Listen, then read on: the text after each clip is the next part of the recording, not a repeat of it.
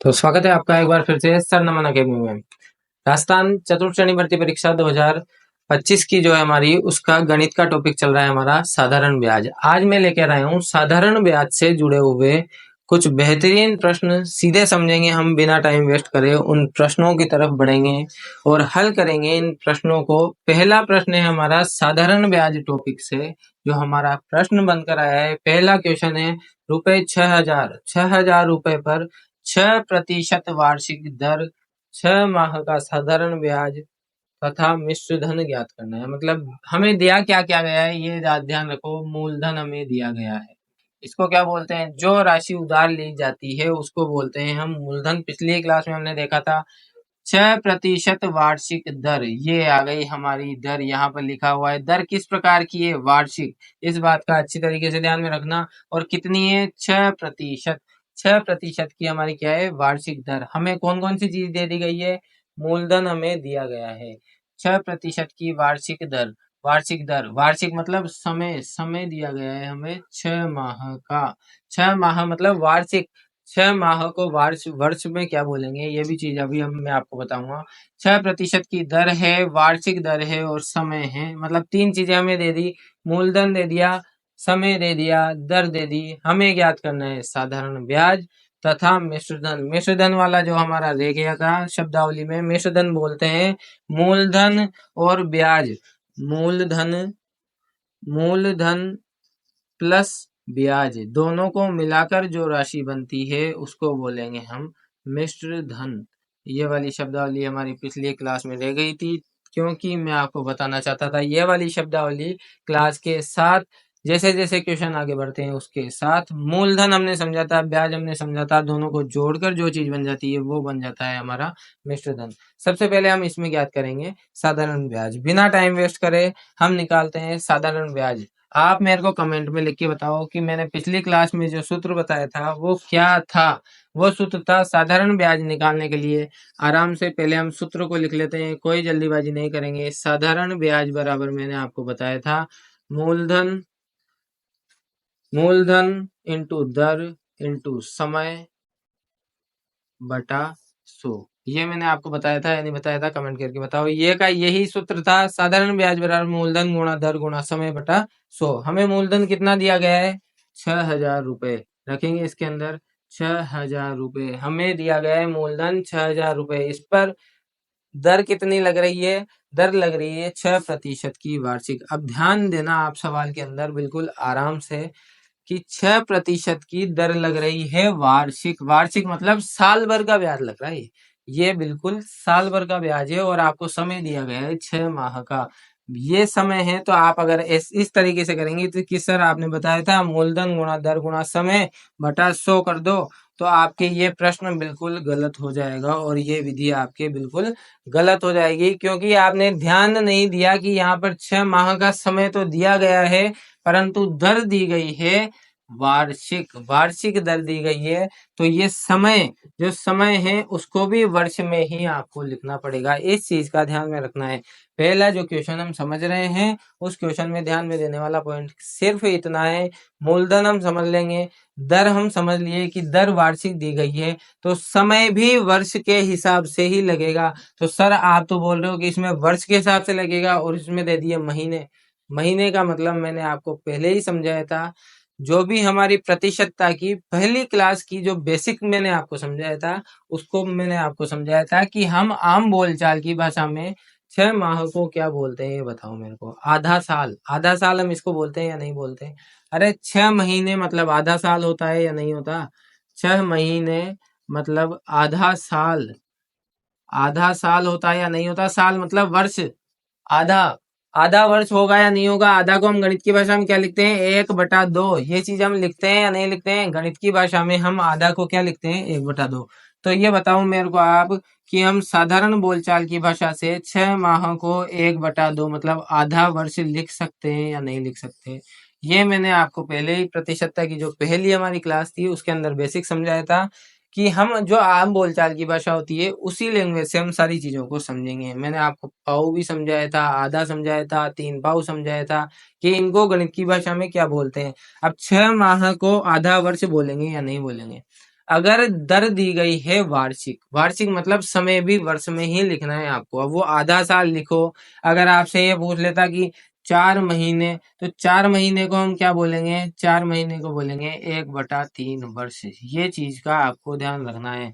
अगर 8 महीने देता है, यहाँ पर 8 माह देता, तो 8 माह मतलब जितने भी माह दिया है उसका भाग 12 के अंदर दे, 12 का भाग उसके अंदर दे दो।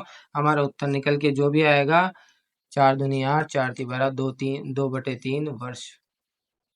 इस चीज का आप ध्यान रखिए कि इसको हम क्या बोलते हैं आम बोलचाल की भाषा में। 6 माह अगर यहाँ आया है, इसका मतलब है ये 1/2 वर्ष।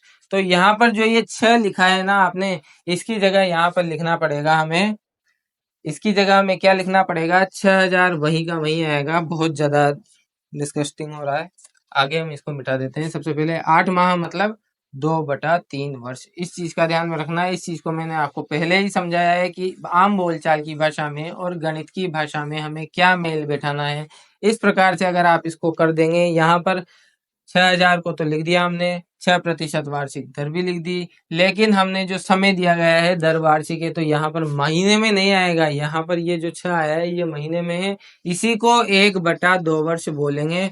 तो यहाँ पर 1/2 तो ये आ ही जाएगा, गुणा 6 यहाँ पर ये दर है, 6% की वार्षिक, गुणा 6,000 ये यहाँ पर लगा हुआ है, और बटे में 100 तो पहले ही आ रहा है, और ये जो 2 है ये तो नीचे चला गया, 1 ऊपर है गया, बटे में 2 आ गया। इस बात का आपको ध्यान में रखना पड़ेगा। 1/2 वर्ष है वो, मतलब 6,000 गुणा 6 आपकी ये जो दर है प्रतिशत की, बटा 100 तो आप लिख ही देंगे, लेकिन इसको जो ये गुणा हो रही है ये 6 माह नहीं है, ये है 1/2 वर्ष। इस चीज को ध्यान में रखना।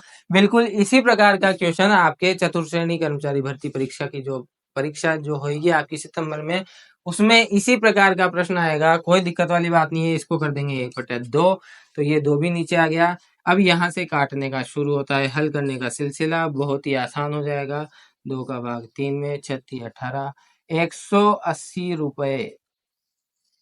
क्या, 180 रुपए। ये क्या आया हमारा, साधारण ब्याज। जो ब्याज था हमारा, और वो भी किस प्रकार का, साधारण ब्याज।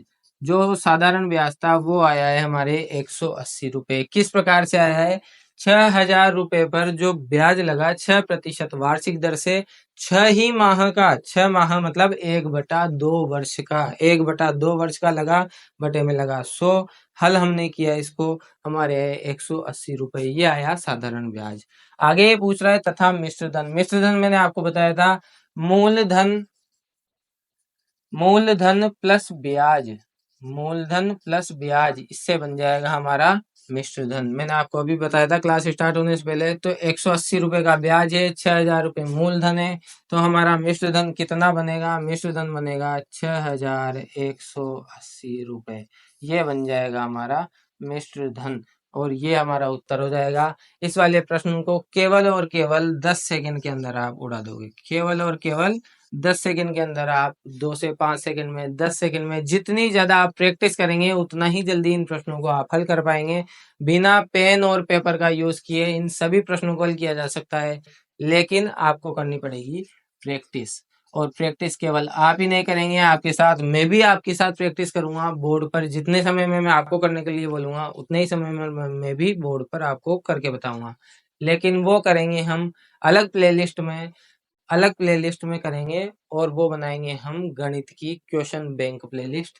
लेकिन अभी हम समझेंगे पूरा कॉन्सेप्ट बिल्कुल आराम से। अभी आप अगर आराम से कॉन्सेप्ट समझेंगे तो जब मैं आपको क्वेश्चन बैंक वाली प्लेलिस्ट बना कर दूंगा, उसको हल करने में आपको बिल्कुल परेशानी नहीं आएगी। अगर आप बिना कॉन्सेप्ट को समझे सीधे उस प्लेलिस्ट के क्वेश्चन सोल्व करने जाओगे तो आपसे एक भी प्रश्न हल समय में कभी भी हल आप नहीं कर पाओगे। इसलिए इन कॉन्सेप्ट को आप आराम से समझो कि 6,000 रुपए मूलधन है, 6% वार्षिक दर से अगर दे रहा है, लेकिन 6 माह का साधारण ब्याज ज्ञात करना है, तो इसी को बोलेंगे 1/2 वर्ष। और यहाँ पर हमें माह में नहीं लिखना है, ये 6 लिखकर गलती नहीं करनी है, हमें लिखना है इसको वर्ष में। इस प्रकार से हम इसको लिखेंगे तभी हमारा प्रश्न सही होगा। चलिए बढ़ते हैं अगले क्वेश्चन की तरफ। ये वाला क्वेश्चन हमारा खत्म हो रहा है, अब आ रहा है हमारा अगला। ये हमारा क्वेश्चन नंबर 2। क्वेश्चन नंबर 2 बोल रहा है 2500 रुपए मतलब 2500 रुपए का 5% वार्षिक दर से 219 दिन का साधारण ब्याज कितना होगा। इस प्रश्न में केवल पूछा है वापिस से साधारण ब्याज, जो कि वही सूत्र लग जाएगा हमारा PRT/100, मतलब मूलधन गुणा दर गुणा समय बटा 100। ये बिल्कुल छोटा सा लिखा है मैंने, मूलधन गुणा दर गुणा समय बटा 100, ये हमारा सूत्र था। 2500 रुपए का क्या है, ये मूलधन, बिल्कुल ये क्या है, मूलधन, ये है हमारा मूलधन।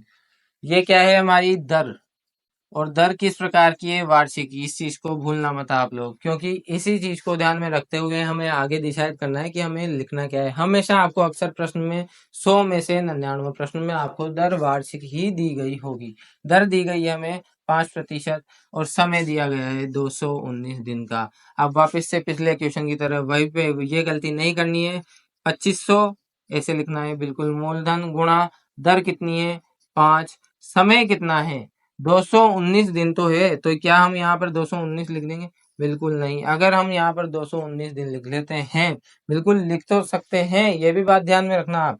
यहाँ पर अगर आप स्टार्टिंग में अगर आप कर रहे हैं इसको 219 दिन लिखकर कर रहे हैं, तो आप बात का इतना सा ध्यान रखना केवल कि 219 तो हमने यहाँ पर लिख दिया और नीचे बटा में 100 तो आएगा ही आएगा, लेकिन आप ध्यान में ये रखना कि ये दर दी गई है वार्षिक, और वार्षिक दर अगर दी गई है तो ये समय है दिन। आपका दिन का ब्याज लग रहा है क्या, मुझे ये बताओ, ब्याज किस प्रकार से लग रहा है, ये दर किस प्रकार की है, क्या ये पर डे की है, क्या 5% प्रतिदिन। यहाँ पर क्या दर प्रतिदिन दी गई है आपको, अगर यहाँ पर प्रतिदिन की दर दी गई होती तो ये हमारा यहाँ पर ये सूत्र लगाना बिल्कुल सही रहता। अगर ये दर दी गई है वार्षिक, मतलब 219 तो दिन है, इनको हमें कन्वर्ट करना पड़ेगा वर्ष में, और कन्वर्ट करने के लिए इनको वर्ष में बदलने के लिए अगर आपको 6 वर्ष को 6 माह को अगर आपको वर्ष में बदलना था तो इसको बोलते हैं 1/2 वर्ष। ये हमने पिछले क्वेश्चन में देखा था। 1/2 वर्ष ये किस प्रकार से बना था, जितने भी आपको महीने दिए गए हैं उसमें आप दे देंगे ये 6 का भाग, ये 6 में भाग देंगे आप 12 का, तो ये आएगा 6 कम 6 6 दूनी 12, 1/2 वर्ष। इस प्रकार से कि जितने भी महीने दिए गए हैं उन महीनों में आप भाग दे दो 12 का, तो वो आपको बना देगा वर्ष। उसी प्रकार से जितने भी आपके दिन दिए गए हैं उनमें आप भाग दे दो 365 का, आपके बना देगा ये वर्ष। अगर आप इसको अलग से सोल्व करना चाहते हैं 219/365, तो यहाँ से भी आप इसको हल कर सकते थे, और यहाँ से आपके उत्तर निकल के आता 3 7 21, 3 3 9, 3 एकम 3, 3 9 6, 3 का नहीं जा रहा, 73 का जा रहा है, 73 और 73 पंजे 3/5 वर्ष, ये 3/5 वर्ष निकल के आ रहा है। 219/365 कर रहे हैं, 73 का भाग जा रहा है सीधे 3/5 वर्ष, इसका निकल के आ रहा है। अगर आप यहाँ सोल्व करेंगे इसको, तो यहाँ पर आप इस प्रकार से लिख पाएंगे 2500 गुणा 5 गुणा ये बटा में 100 और गुणा में क्या आएगा 3/5, ये है आपके वर्ष। जो 219 दिन दिए हुए हैं उसको बोलते हैं 3/5 वर्ष, क्योंकि एक वर्ष में 365 दिन होते हैं। दिन दिए गए हैं 219, तो हमने भाग दिया दिनों का। अगर हमें महीने दिया होता है तो हम महीने, एक साल में कितने महीने होते हैं उसका भाग दे देते। इसी प्रकार से इन प्रश्नों को हल करेंगे, बिल्कुल जल्दबाजी नहीं करेंगे, जल्दबाजी वाले प्रश्न है भी नहीं है। अगर आप यहाँ से भी हल करना चाहेंगे तो भी वही आएगा 73 3 219, 73 पंजे 365, यहाँ से हल करेंगे तब भी वैसे ही उत्तर आएगा। 5 से 5 कट जाएंगे, इधर भी 5 से 5 कट जाते हैं, आपके 2 जीरो से 2 जीरो कट जाते हैं, उत्तर निकल के आता 25 30 75।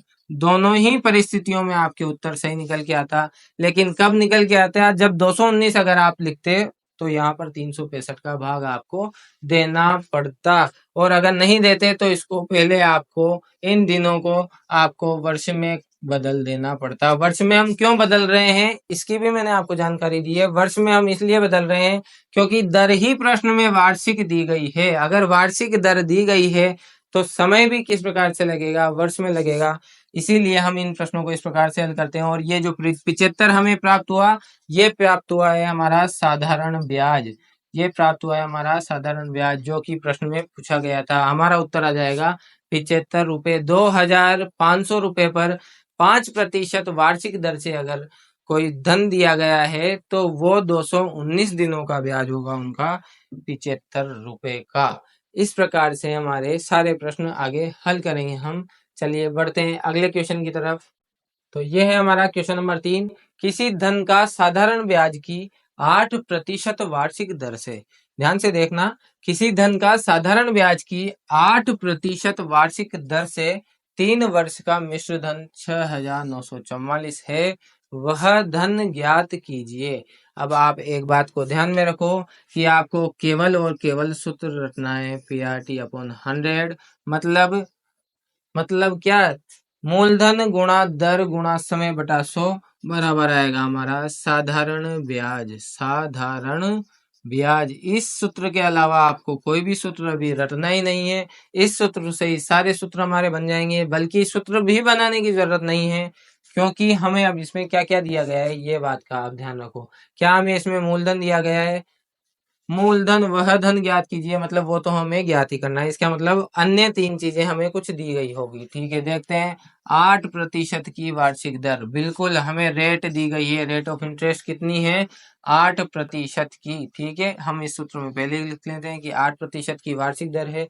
3 वर्ष का मिश्र धन, ठीक है, 3 वर्ष का मिश्र धन मतलब वर्ष भी दिया गया है, बटे में 100, और गुणा में क्या आएगा? वो P ऐसे का ऐसे आएगा। P मतलब वह धन, आप X मानोगे तो उसको X लिख लेते हैं, P का P भी रहने दोगे तो भी कोई फर्क नहीं पड़ेगा।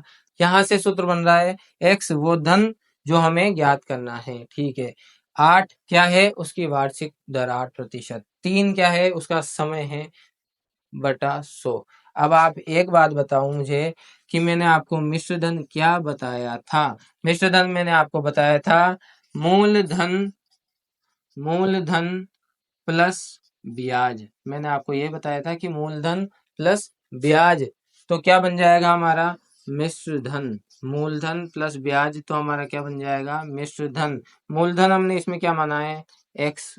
मूलधन हमने इसमें क्या माना है? X।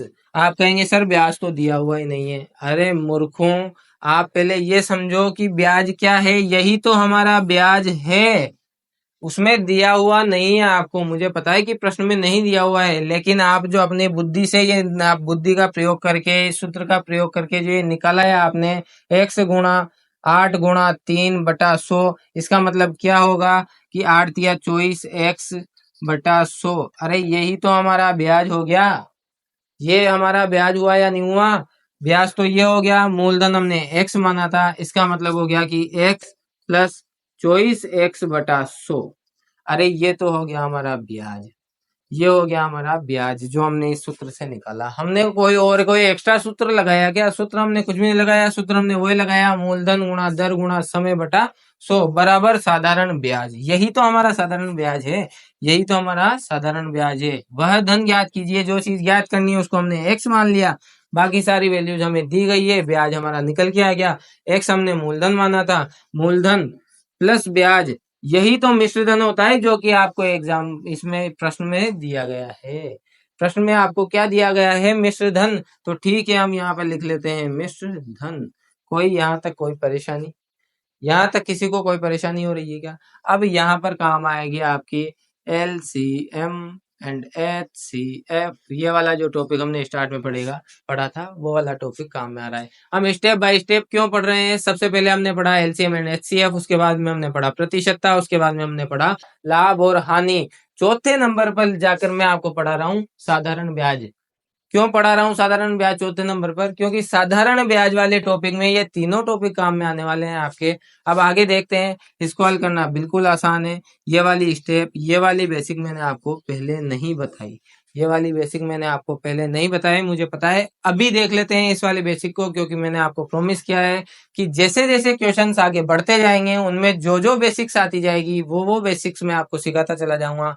एक बार जिसको ये वाली बेसिक नहीं आती है उसके लिए केवल 1 मिनट का टाइम, और उसको मैं निकाल के बता देता हूँ कि किस प्रकार से आएगा। अगर ये वाली इस प्रकार की कोई टर्म आपको दी गई है कि यहाँ पर है, अगर किसी भी संख्या के बटा में अगर 1 लिख देंगे तो उस संख्या में कोई भी अंतर नहीं आता, क्योंकि 1 का भाग हर संख्या में देंगे तो वही संख्या प्राप्त होगी। तो इसको हम इस प्रकार से भी लिख सकते हैं, x बटा 1 प्लस 24x/2। अब ये दो अलग अलग टर्म है, ये एक संख्या है और ये दूसरी संख्या है। इन संख्याओं को जोड़ने के लिए हम लेते हैं LCM, लघुत्तम समापवर्ती।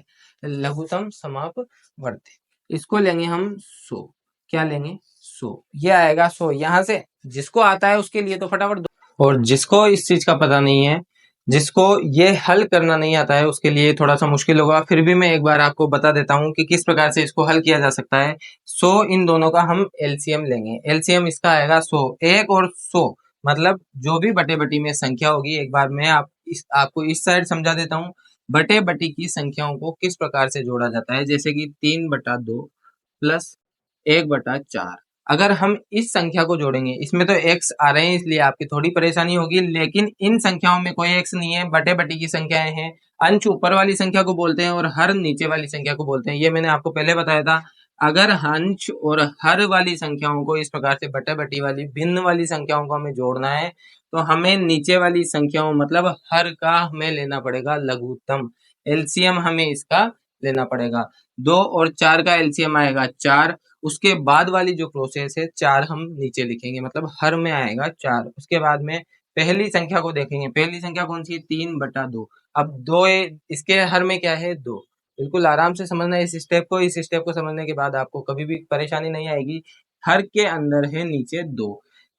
इसका भी और इसका भी, दोनों का मिला के एलसीएम आया है 4। मतलब 4 2 का भी गुणज है और 4 का भी गुणज है। 2 का गुणज कितनी बार में आएगा? 2 को कितनी बार हम किसी भी संख्या से गुणा करें कि 4 आ जाए, हमें ये चीज देखनी है। इसका मतलब 2 का भाग दे देंगे हम इस 4 के अंदर। जो भी एलसीएम आएगा उसके अंदर इन संख्याओं का भाग दिया जाएगा। मतलब 2 का भाग 4 में देंगे, कितनी बार जाएगा? जैसे एक साइड में अगर हम लिखेंगे तो 4/2 ये आएगा या नहीं आएगा? 4/2 का मतलब 2। 4 के अंदर अगर इस 2 का भाग देंगे तो आएगा हमारे 2। और वो जो 2 प्राप्त होगा हमें, उस 2 को गुणा करेंगे इस संख्या से, ऊपर वाली संख्या से, जिसको बोलते हैं हम अंश। अंश से गुणा कर देंगे उस भागफल को। उसके बाद लिखेंगे हम प्लस, बीच में प्लस का निशान है। उसके बाद में अगली संख्या को देखेंगे। अगली संख्या है 1/4। अगली संख्या के हर को देखेंगे, उस हर का भी भाग देंगे जो भी एलसीएम लिया है उसके अंदर। 4 का भाग 4 के अंदर देंगे, आएगा 1। उस 1 को भी ऊपर वाली मतलब अंश से गुणा कर देंगे, 1 गुणा 1। इसका मतलब ये आएगा 2 तिया 6 प्लस 1 गुणा 1 बराबर 2/4, मतलब 8/4 इसका उत्तर आएगा और बराबर 2 इसका उत्तर आ जाएगा। 4 दूनी 8, मतलब अगर इसको हल करेंगे तो हमारे 2 उत्तर आएगा। इस प्रकार से इन संख्याओं को हल किया जाता है। उसी प्रकार से इसको भी कैसे हल करेंगे? 1 और 100 का एलसीएम लेंगे, वो आएगा 100। 1 का भाग 100 के अंदर देंगे, वो जाएगा 100 बार। उस 100 को गुणा करेंगे इस 1 से, तो यहाँ आ जाएगा 100x प्लस 100 का भी भाग देंगे 100 के अंदर, आएगा 1। 1 को गुणा करेंगे 24 से तो आएगा 24x। इस प्रकार से इन संख्याओं को हल किया जाता है। उसके बाद में आगे हमारे पास क्या है, ये देखिए आप, आगे क्या दे रखा है हमें। इनका दे रखा है 6,944 रुपए। अरे प्रश्नानुसार ही चल रहे हैं हम, पूरे के पूरे प्रश्न में क्या क्या दिया हुआ है उसके अकॉर्डिंग ही हम आगे बढ़ रहे हैं। हमें जो जो भी चीज दी गई थी, ये हमारा ब्याज था, ये हमारा क्या था? ब्याज। ये हमारा क्या दिया गया है हमें? मिश्र धन। मूलधन प्लस ब्याज बराबर मिश्र धन। तो ये क्या माना था हमने? x मूलधन, क्योंकि हमें वही मूलधन ज्ञात करना है। तो ये x मूलधन 24x/100 ये था हमारा ब्याज। दोनों को जोड़ा तो आएगा मिश्र धन। ये बन गई समीकरण। इसको हम कर रहे हैं आगे हल। 100x और 24x को जोड़ेंगे तो आएंगे 124x/100, ऐसे का ऐसा ही बराबर 6,944। ये आ गया। इसके बाद चीज इतनी आसान हो जाती है, इसको हम लिखते हैं इस साइड इसको हम लिख लेते हैं 124/100। अब मैंने आपको यहाँ भी बताया था पक्षांतरण किस प्रकार किया जाएगा, इसका वर्ग गुणन। नीचे वाली संख्या ऊपर और ऊपर वाली संख्या नीचे, लेकिन हमें जिसका मान ज्ञात करना है, उसको वहीं के में रखेंगे। मतलब x यहीं रह जाएगा, क्योंकि x का हमें मान ज्ञात करना है। बाकी नीचे वाली संख्या ऊपर और ऊपर वाली संख्या नीचे चली जाएगी, क्योंकि हमें x की वैल्यू तो ज्ञात ही करनी है। जिसकी वैल्यू ज्ञात करनी है उसको वहीं के में रखेंगे। x बराबर हमारे आएगा 6,944 गुणा नीचे वाली संख्या ऊपर, मतलब 100 ऊपर वाली संख्या नीचे, मतलब 124 नीचे। काटेंगे इसको, 25 चौक 100, तो 4 से इसको काटेंगे, 4 × 12, 4 एकम 4। आगे किससे कट रहा है, 31 का भाग देंगे इसके अंदर। चलिए देखते हैं, 31 दूनी 62, बचे हमारे 7, मतलब 74 हो गए। उसके बाद 31 दूनी वापिस से 62, फिर बच रहे हैं 124, 31 चौक 124। इस प्रकार से 31 के पहाड़े मैंने आपको बताया था कि हर पहाड़ा आपको 4 या 5 तक आएगा तो आपके लिए हर सवाल बिल्कुल आसान हो जाएगा। गुणा करेंगे 224 गुणा 25, यही बचा हमारे पास। 25 चौक 100, बच गए 10, 25 दूनी 50 और 10 60, फिर बच गए 6, 25 दूनी 50 और 6 56, मतलब 5600। x बराबर आ रहा है 5600। हमें क्या ज्ञात करना था, वह धन ज्ञात करना था, मतलब मूलधन जिसको हमने माना था x, उसका मान आ रहा है 5600। कैलकुलेशन का तरीका आपका जितना अच्छा होगा, कैलकुलेशन में आप जितना फास्ट होंगे उतने ही जल्दी आपसे सवाल हल हो जाएंगे। तो ये था हमारा किसी धन का साधारण ब्याज की 8% वार्षिक दर से 3 वर्ष का मिश्र धन 6944 दिया गया था। हमें दिया गया था मिश्र धन और ब्याज की दर, और क्या दिया गया था हमें, समय दिया गया था, मिश्र धन दिया गया था, ब्याज की दर दी गई थी। तो हमने क्या किया, माना मूलधन x को मूलधन मानने के बाद हमें ब्याज निकल गया हमारा x गुणा 8 गुणा 3 बटा 100 बराबर 24x बटा 100। ये हमारा निकला ब्याज। ये हमने माना x को मान लिया हमने मूलधन, और x प्लस ब्याज मतलब मूलधन प्लस ब्याज बराबर दे रखा है मिश्र धन। उसकी बना दी हमने समीकरण, उसको आगे हल किया। उसको आगे हल करने के बाद हमें प्राप्त हुआ 5600 रुपए। अब आप इस तरीके से अगर हल करेंगे तब भी आपके 30 सेकंड के अंदर अंदर बड़े से बड़ा सवाल आप हल कर पाएंगे, लेकिन उसके लिए हमें करनी पड़ेगी प्रैक्टिस। तो ये थे आज के हमारे बहुत ही एडवांस लेवल के नहीं थे, लेकिन बिल्कुल बेसिक लेवल के क्वेश्चन थे, लेकिन इनमें हमें बारीकियों का ध्यान रखना पड़ेगा। इतने बारीकियों का ध्यान रखना पड़ेगा क्योंकि बिल्कुल जरा सी भी हमारी गलती हमारे पूरे सवाल को गलत कर सकती है। ये थी हमारी आज की क्लास। कैसी लगी आपको आज की क्लास अच्छी लगी हो तो शेयर कर देना, वीडियो को लाइक कर देना, चैनल को सब्सक्राइब कर देना, बेल आइकन को दबा देना। मिलते हैं अगली क्लास में। Thank you so much.